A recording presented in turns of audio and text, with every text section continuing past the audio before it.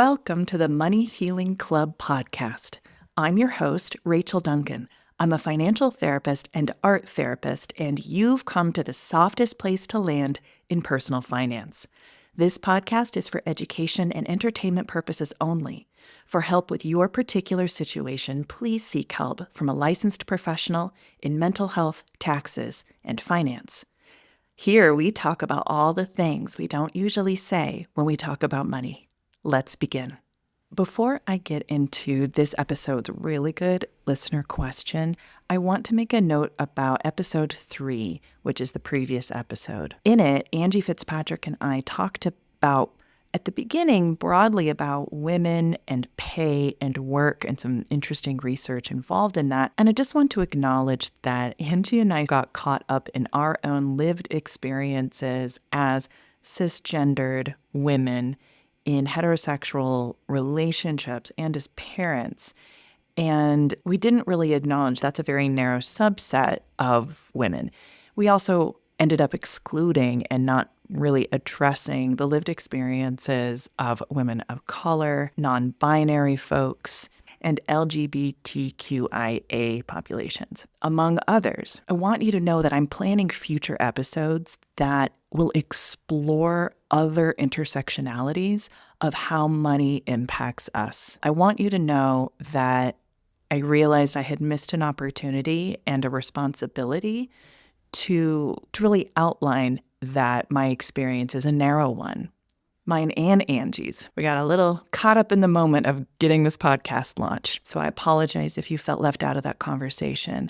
As this podcast continues to grow, I'm going to do future episodes that really look at the intersectionality of all these different slices of life that money impacts, from race to gender to nationality, language, religion, age, all of it. So if you have a particular question along those lines, please go to moneyhealingclub.com/podcast where you can easily leave me a voice memo from your browser. Also, if you know of someone who could speak to their particular lived experience with money, who might be willing to be on the show, please feel free to connect us. You can email me at howdy@moneyhealingclub.com. Yes, that's howdy because I am a proud Coloradan. All right, now on to the show. Hi, Rachel. I have a question about teaching good financial practices with your kids. And by that, I mean, how can we as parents give our kids good advice and teach them responsibility about money, specifically with allowance? Do you have any tips on how much allowance to give kids and when to start doing that? Thank you. I myself am a parent. I have 2 children aged 10 and 6. And I think a lot about how my money beliefs were shaped by what I saw my parents do, as well as the things they specifically taught me and were intentional about. So I am sorry that this answer is not as short and snappy as you might want, because guess what? Ooh, we have to do some of the harder inner work as parents. If we want to change a family pattern, be a cycle breaker in any kind of way, we have to really understand where we're coming from and heal that part of ourselves. Because if we don't and we try to teach our kids something that maybe we were not taught, we could either overcompensate for it and get maybe very rigid, or we just continue to follow the same pattern and double down, or are chaotic and inconsistent, which really, really can backfire. So here's the thing. Research has shown that a child's core money beliefs are pretty well developed by age 7. Isn't that interesting? Because most 7-year-olds aren't even handling money. That is based entirely on what they are perceiving around them. It's based entirely on the people around them, the adults mainly, and their beliefs, attitudes, behaviors, interactions with money. It is what the children see.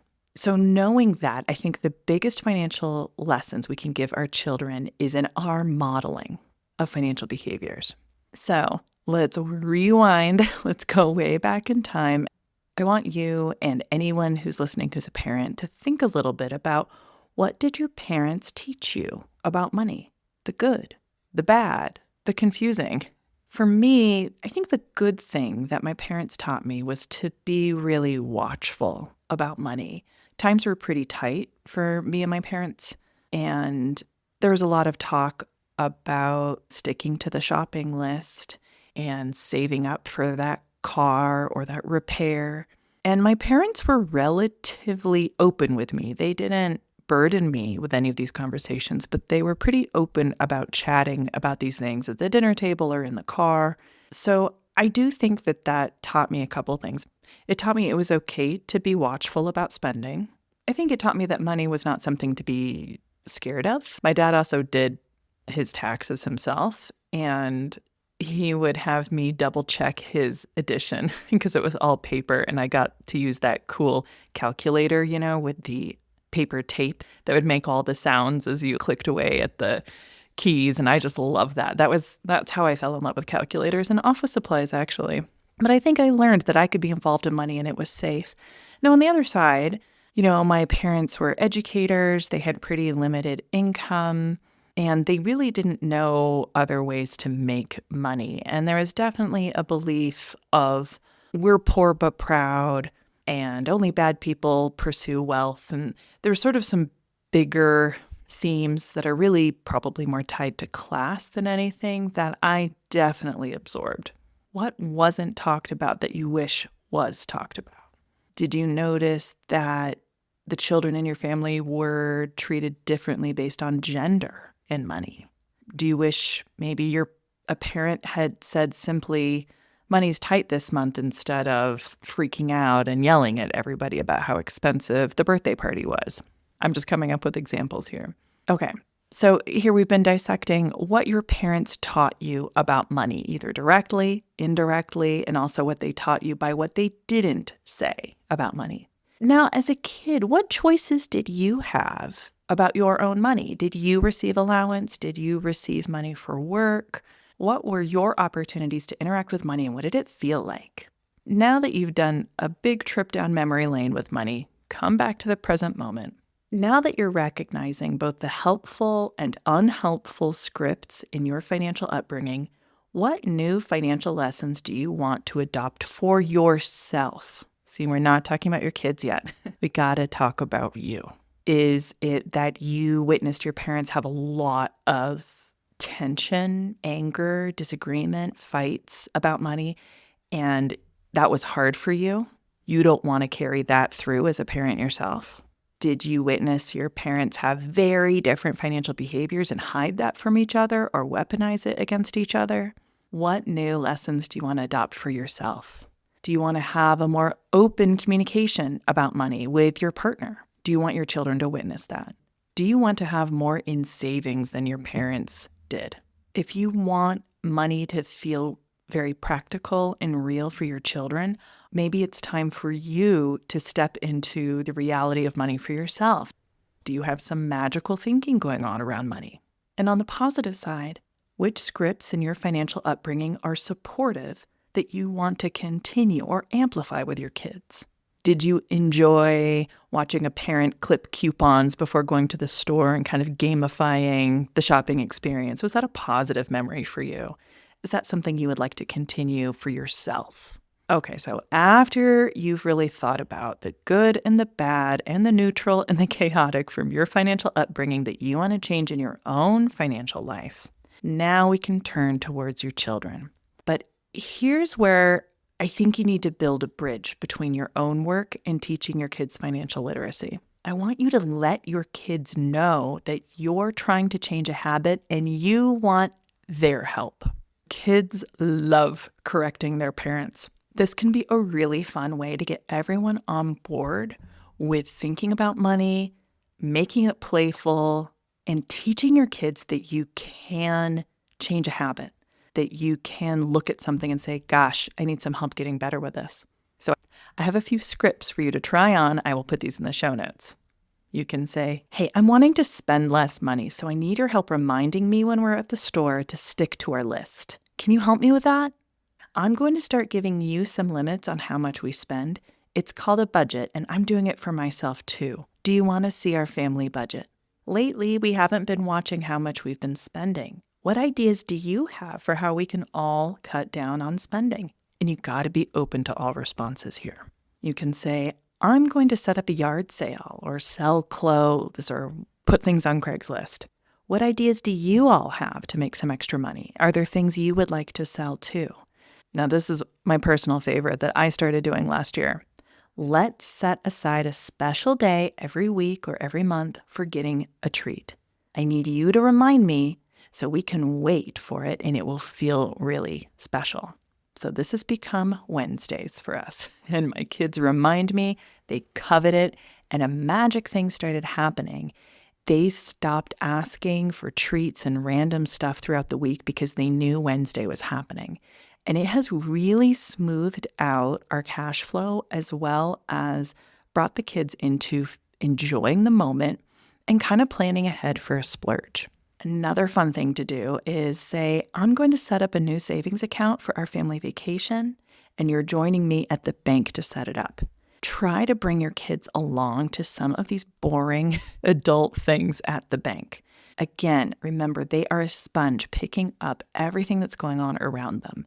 Involve them in a safe way in what you need to do to manage the family's finances. Just these little bits, they don't even have to literally be involved, but just being in the room will help them learn that money is a safe thing. Okay, now I want you to think about age-appropriate involvement in money. This really varies for little kids and older kids and teenagers. In general, though, I would avoid doing big formal family meetings or a big sit down, things like that. I would find these micro teachable moments instead to bring up spending, saving, and earning decisions with your kids. Car rides are perfect for this. If one of your goals is to have more open communication about money, make sure it's open between everyone in the family, not just top down. Implement shared financial guidelines for your family, like treat day. These things build consistency, anticipation, and awareness. And make sure that parents and kids follow the same guidelines. Try to avoid hypocrisy. Like if you tell your kids, we're not going to buy those new clothes, and then you go and order a bunch of stuff online that gets delivered, like a bunch of new clothes online, it just sends a confusing message. It sends a double standard to kids, and they will pick up on it. I also want you to stay curious and be open to healthy risk-taking with natural consequences. Now, this is tough. For example, a script that's come up in my family. I know that toy looks great, but I remember you spent your allowance on that video game last week. What ideas do you have? And they may have a tantrum, right? This is the ongoing lesson that money is real. If you spend it on one thing, that means you have less money to spend on other things. That delayed gratification is usually a good financial practice, and that it's okay to spend money in healthy ways that are mindful and intentional.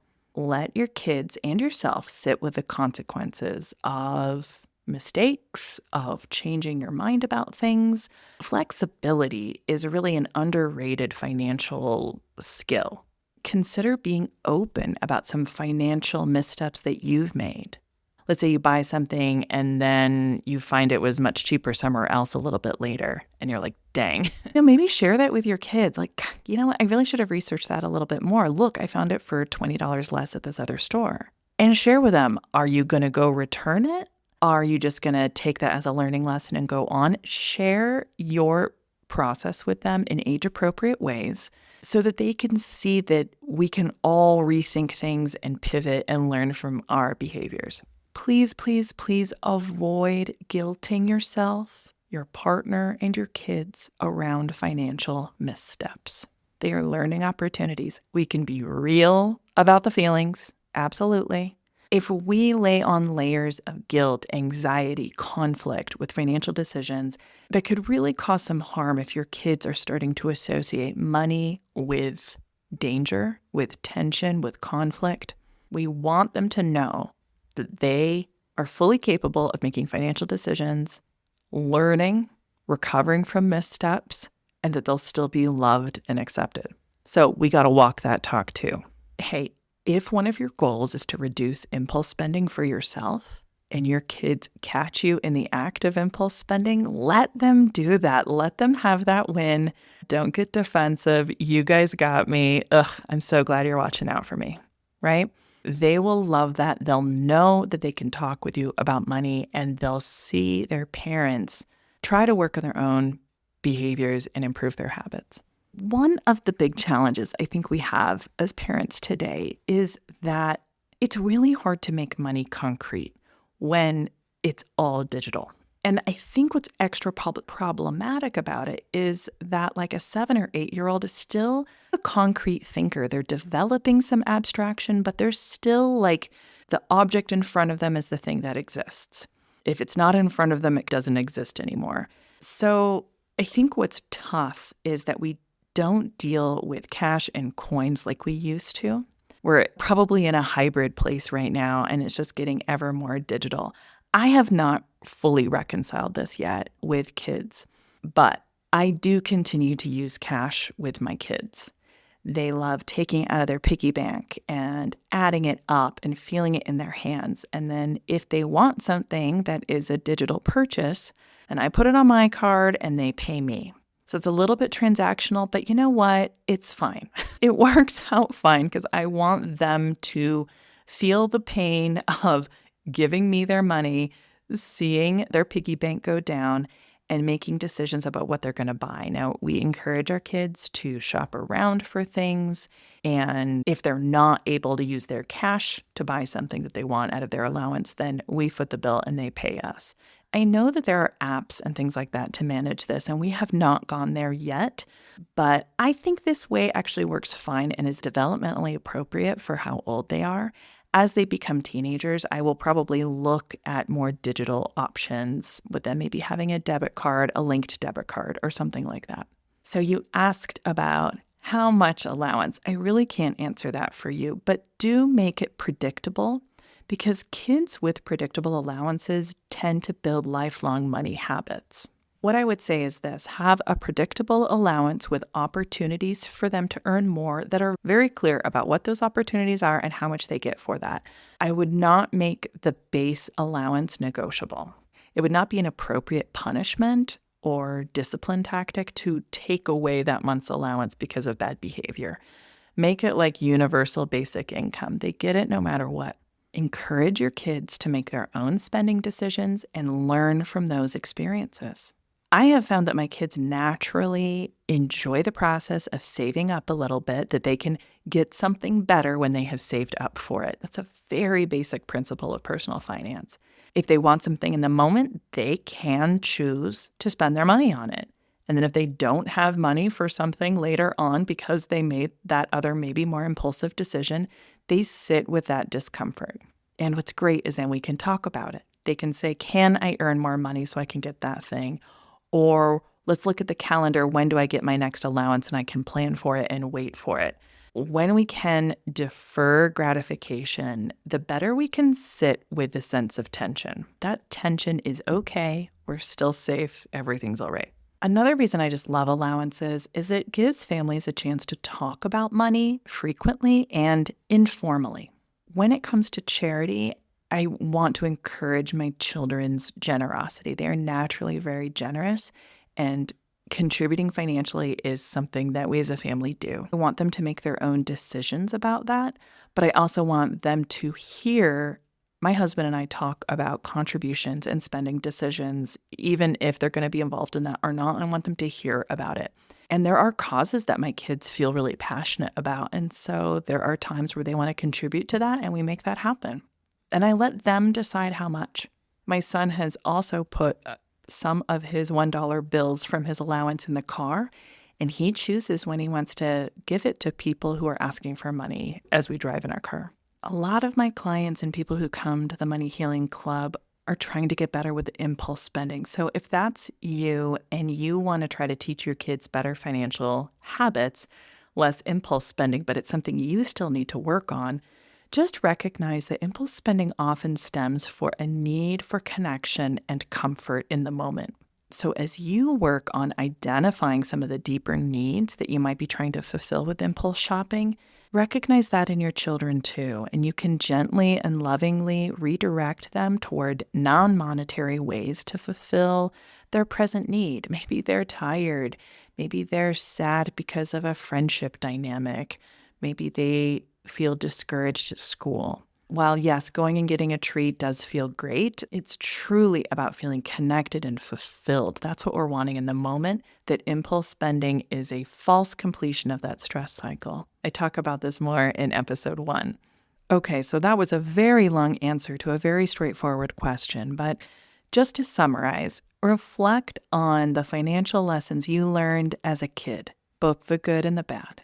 Reflect on the financial habits that you yourself want to adopt right now and see how you can kind of include your kids in your own healing. When it comes to allowance, make it consistent, light, and open to communication, and allow your kids to struggle and make mistakes. I know it may sound really scary, but money doesn't have to be scary. We can open up in little bits. It doesn't have to be a weekend warrior situation. Little bit by little bit, the more open and honest we are with the people we trust around us about what decisions we're making about money, about what habits we want to change, they will grow and learn from watching you. It's such a cool opportunity for them to learn to trust you and trust themselves with money. I hope you can take this as an awesome money healing opportunity with your kids and for yourself. Thanks for listening to the Money Healing Club podcast. You can find resources and links from this episode in the show notes at moneyhealingclub.com/podcast. If you enjoyed this episode, you'd probably really love my free email course on curbing impulse spending with compassion and mindfulness. Check it out at moneyhealingclub.com/challenge. Do you have a question about how financial therapy might help you? Leave me a voicemail at moneyhealingclub.com/podcast, and I might answer your question in a future episode of the pod. We are in this together, and I really appreciate it.